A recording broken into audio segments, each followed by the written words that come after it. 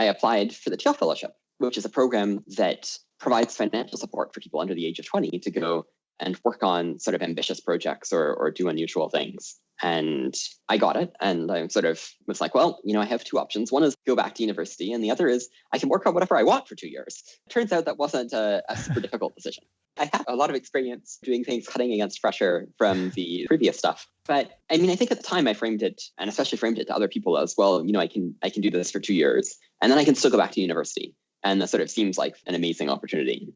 I guess one other thing that sort of comes into play here is it's actually much easier to do unusual things when you're validated by a third party. Like I think people, when they hear about the Thiel Fellowship, they're like, the high value things that they're providing funding. And that's certainly part of it.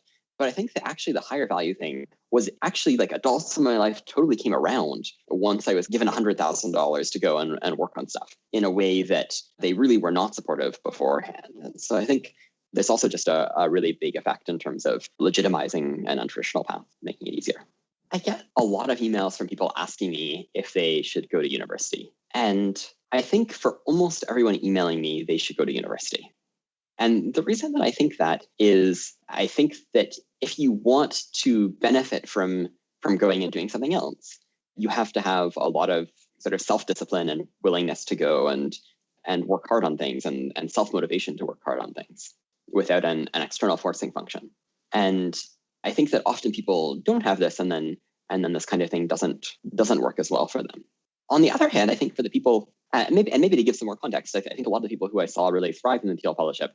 Some had already before the age of 20 done undergrad degrees, so there were those ones. But I think a lot of people, had done really significant personal projects involving software or science or something like this.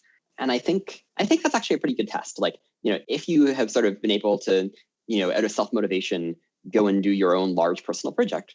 And, obviously, if you are in a privileged enough position to be able to support yourself, then you're likely to be able to do well in something like the Thiel Fellowship or taking a year off or taking a few years off.